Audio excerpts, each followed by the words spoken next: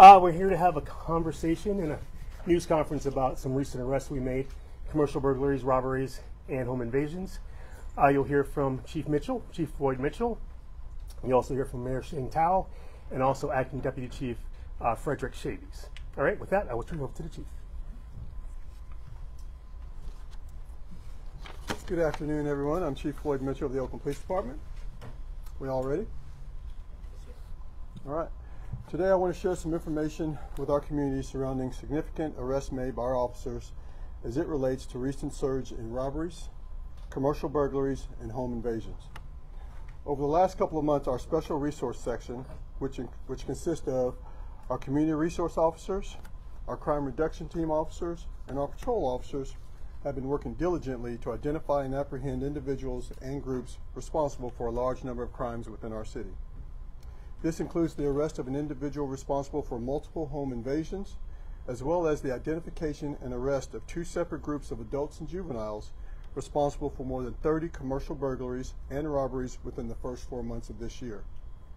These two groups are also suspected in an additional 20 felony crimes in and around the Bay Area. While we have seen an overall decrease in the number of violent crimes identified, our work is far from over. I do want to take a second to thank our officers for their commitment and dedication for continuing to work to make Oakland safer.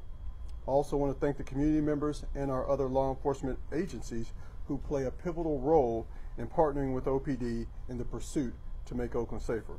With that, I'm going to turn it over to Deputy Chief Fred Shavies, who will provide more details in regards to these cases. Thank you. Thank you, Chief. In recent months, OPD robbery investigators, in conjunction with our crime analysis unit and working with our diligent patrol officers, they identified a series of 4 home invasion robberies that appear to have been committed by the same suspect. These incidents occurred between April 12th and April 30th of this year. All 4 home invasion incidents occurred in the Highland Park neighborhood of Oakland. That's between 13th Avenue and 19th Avenue, and between East 23rd Street and East 26th Street. Patrol units following up on leads were able to identify, working in conjunction with CID, the individual that was responsible for these crimes. CID investigators then worked with the crime reduction teams as well as our community resource officers from the area to safely apprehend the individual responsible. A search warrant was executed at the individual's residence where items of evidentiary value were recovered during the search. The cases were presented to the Alameda County District Attorney's Office, where this individual was charged with crimes associated with these home invasion robberies. It should also be noted that this individual has an extensive criminal history for similar crimes here in our city and in our county. And also, to the Chief's point, we've seen an uptick in the calendar year of 2024 in commercial robberies as well as commercial burglaries. In January, there was a rash of nearly 15 committed by 2 juvenile subjects. These young men have since been taken into custody and are being held at juvenile hall. In the last month, there were 2 more juveniles associated with those individuals that we believe are responsible for nearly 20 incidents of commercial burglary and commercial robbery in our city. On the morning of May 29th, 2024, those individuals committed at least a half a dozen robberies and burglaries in East Oakland along the Hegenberger corridor. 98 investigators from CID. The individuals were safely taken into custody. The case is presented to the District Attorney's Office, and the individuals have been charged with 14 of those crimes. And I'll turn it over now to Madam Mayor Shane Tao.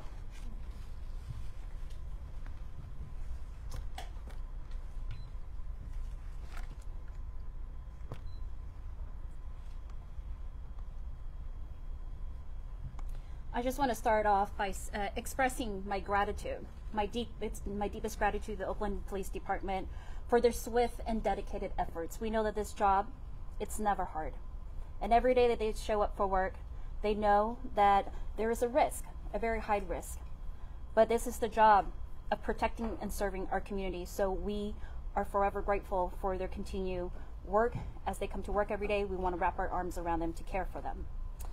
But it is through that work that helped us identify and apprehend suspects that are responsible for these home invasions and these commercial robberies. OPD investigators worked around the clock to ensure that they had interviews with witnesses, collect and followed up on evidence, and follow leads that allowed police to find this group of suspects. This investigation is an example of excellent police work, and I do commend Chief Floyd Mitchell, who this is his first press conference, and his command staff and OPD investigators, specialists, and our officers who worked on these cases. When I took office a year and a half ago, crime was rising, and we did have fewer officers on the street than we do now. However, today, Oakland is headed on the right track. Under my administration, we have implemented a comprehensive approach to public safety. An approach where we are layering resources with our regional partners, such as the Sheriff's Department, the California Highway Patrol. And as part of this comprehensive strategy, we've resurrected the proven ceasefire strategy that targets those who are at the center of crime in the city of Oakland. This comprehensive approach has already started to show the promising results however, we will not let off that gas pedal. The pressure is on, and we're going to continue to put the pressure on to ensure that our community feels safe. We've returned crime reduction teams and reinstated police foot patrols and traffic enforcement units, again, all a part of a comprehensive plan. So it's just not one strategy, but it's a full comprehensive approach. And through our partnership with the California Highway Patrol, we are conducting surge operations. And in these surge operations, it includes, but not limited to, getting hundreds of stolen vehicles towed immediately, as we know that perpetrators of crime most often use a stolen vehicle network to commit heinous crimes and acts in our community. The data shows that our proactive police safety strategies are working, and we have experienced over 30% in reduction of crimes overall, 17% reduction over the last 3 years. That is a 17% reduction overall in the last 3 years. And this includes homicides, assaults, robberies, and burglaries. Arrests like the ones we are announcing today are the result of our proven data-led strategy and our continuous work every single day to adjust for a more proactive policing department. This allows us to be more effective with addressing public safety, especially during these financial hard times. Despite a $117 million deficit this year and a $175 million deficit next year, we are not laying off any sworn personnel, whether it be officers or firefighters. It is no hidden secret that many big cities across California, including the state itself, are facing large budget deficits due to the pandemic, and we must find effective ways of doing more with less in our city and in other cities. And here we have the best, I believe, we have the best officers right here in Oakland. And they are up to the task, and they are showing us that. My budget proposal will fund what we know works to continue our reduction in crimes, including our proven ceasefire strategy, our quick response teams, which you heard of, that were integral to ensuring that we were able to go after these suspects. That is our crime reduction teams. We're funding our foot patrol, our OPD's traffic unit, and 911 improvements, including academies. So I once again want to thank Chief Mitchell, who has hit the ground running in Oakland. I know that his leadership and his belief in this comprehensive approach, which is evidence-based, will definitely help us grow and continue on our progress. And of course, we still have a lot of work to do. There is no time to celebrate. We need to continue to put on the pressure, and we will. But I know that together as a community, we fight together, that we will be safer for that. And we will ensure that Oakland is prosperous. Thank you. All right, we're going to open it up for questions, but the chief doesn't know everyone, so please say your name and affiliation, but also raise your hand. Hansen. Chief Mitchell, welcome. I'm sorry, Hassan with ABC 7 News. Welcome to your first press conference. You guys mentioned that there were some juveniles who were involved. Are they being recruited? Are they acting on their own? And if they are being recruited, is that maybe the less obvious, suspects? What's happening there? Okay, I'm going to pass that question to. We're going to pass it to DQ. I can Okay, to DC Shavies for that. You got a little detail. So, good morning and thank you for the question. We have not, or good afternoon, I guess it is. It's morning somewhere, but good afternoon. We have not seen any evidence that these individuals, either these four or any other individuals, are being recruited and trafficked, as it were, to commit crimes in our community. But are they acting alone though? Or are they part of the affiliation of some? It appears as though there are small groups acting in concert. I don't see, or we haven't seen it as a larger effort or criminal effort, a larger coordinated criminal effort in our city. David? David Fernandez. Could you outline more or less in terms of the home invasion robberies? First of all, did we get the suspect's name? And also, can you outline more or less what happened in those cases, and was anyone injured? The individual's name was Derrick Behrens. I can turn it over to Acting Captain Omar Dasatiros with the Felony Assault and Robbery Unit to give you more details on the incidents. Absolutely. Good evening, everyone. Yeah, basically the suspect was just scoping out the area. He would just normally drive around. He would park several blocks away and then walk to the locations that he wanted to burglarize or commit robberies at. How he specifically identified those targeted residents, we don't know. But we do know through the work of our great patrol officers and investigators is that he parked several blocks away, walked to the locations that he wished to burglarize, and then committed the acts. We know that through video surveillance and through the work of the investigators. Oh, sorry. First name's Omar, O-M-A-R. Last name's Dazakiros, common spelling, D-A-Z-A hyphen Q-U-I-R-O-Z. Can you talk about challenges investigating these cases and also maybe advice for homeowners? Sorry. Yeah, there's a lot of challenges. The first thing is we do only have 7 robbery investigators working these cases. So they're working usually around the clock. The good thing is we have the help from the community. The biggest thing that we've been, that have assisted us in our cases is the utilization of video surveillance cameras throughout our neighborhoods, and also the calls that we're getting from our neighbors, trying to assist us with cases, and the fact that when we go out there and we do recanvasses when a crime has been committed, and a recanvass would be that we discover that a crime has been committed, we go back to that specific location, trying to look for video surveillance cameras or look for witnesses, is the cooperation that we're getting from the community of Oakland, trying to assist us in identifying these suspects. Chief Jan from Wall Journal. So I have a question, because the mayor and the governor also mentioned the CHP and the governor try to install some cameras in the Oakland and the whole Bay Area. How does this system help you guys to making some operation or arrest? Okay. We are working with the governor's office to get those cameras installed through CHP, but I don't think that we've started the initiation of installing those cameras just yet. I could add one. So, Yeah. Omar's also. Yes, DQ. Sorry, Omar's. Because the question is, how will this help us? Yeah, absolutely. I think the specific question you're asking is the ALPR, Automated License Plate Reader System. I was one of the persons who actually worked with the Privacy Advisory Commission to get the policy passed, and worked with City Council. I presented that last year. We have it passed, and we're working with the California Highway Patrol right now to incorporate 500 cameras in the East Bay throughout the freeways, and then specifically 290 cameras throughout the city of Oakland. We identified specific hotspots throughout the area, utilizing crime analysis to identify specific locations.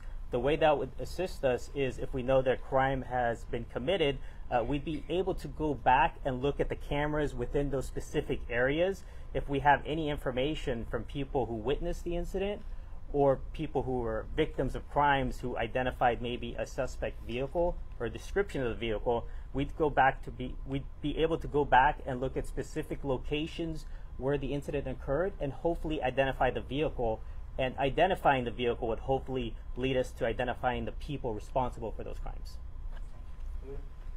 Valina Jones with NBC Bay Area, whomever can answer the question. Wanted to follow up on the 4 suspects that were arrested for those commercial burglaries.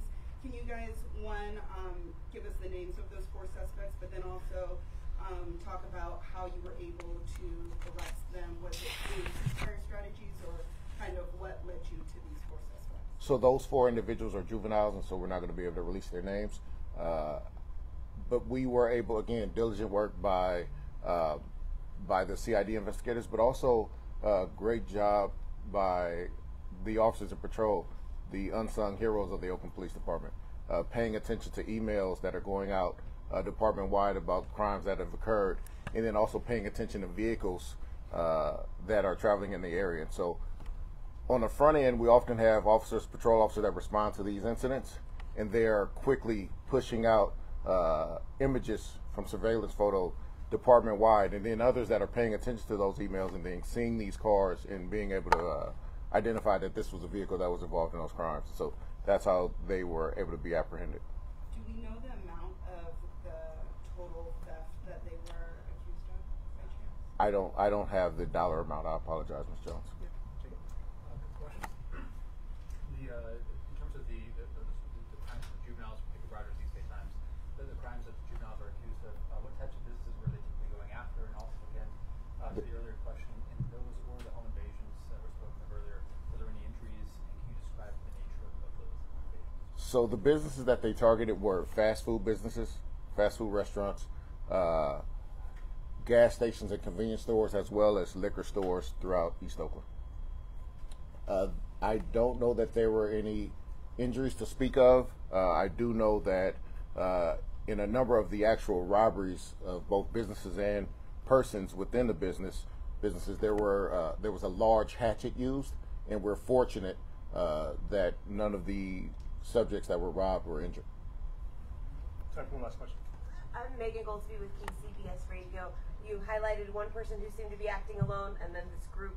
Is there a trend where one of those things is more common than the other? Are we dealing with both things right now?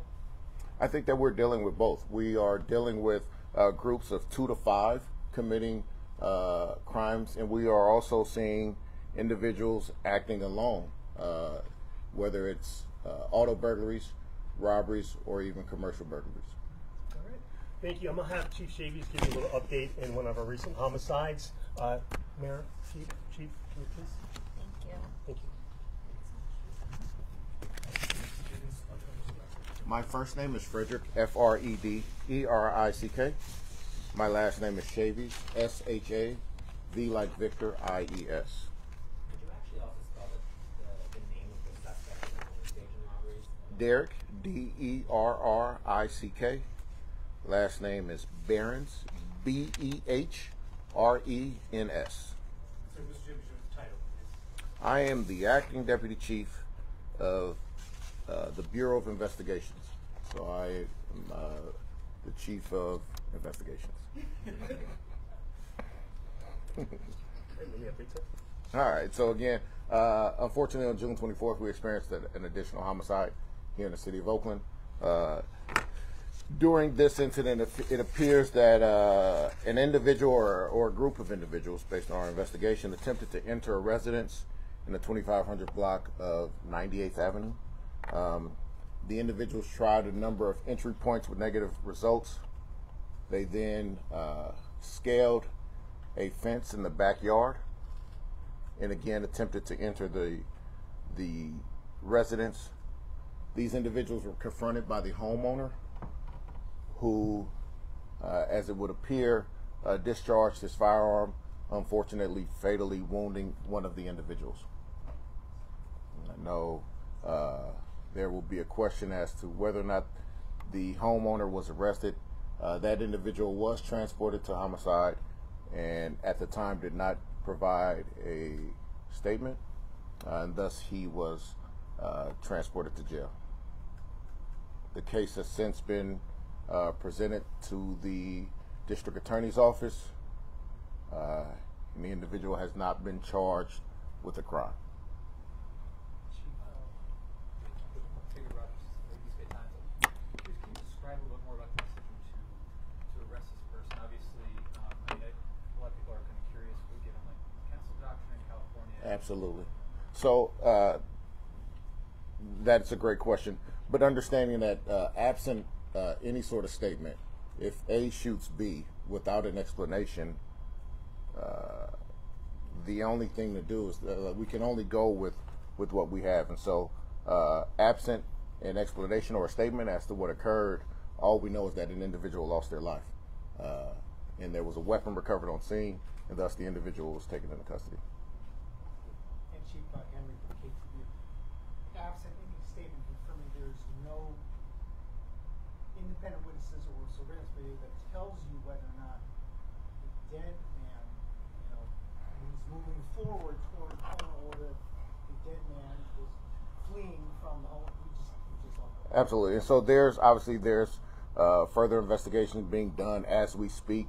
We do believe that we will recover some video evidence, hopefully, and there are some witnesses that are being interviewed as we speak. David Hernandez with the Chronicle. Could you talk about whether you think anyone aside from the homeowner might be charged?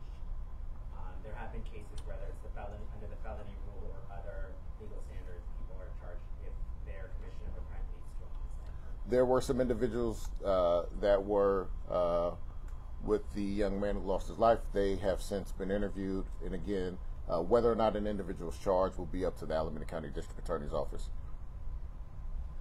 All right. I'll give you a last question. It's actually off topic of with that California. Okay, hold on, let me just stay on topic. Okay, quick question. Can you confirm that this person was in fact the homeowner? The individual was, in fact, the homeowner.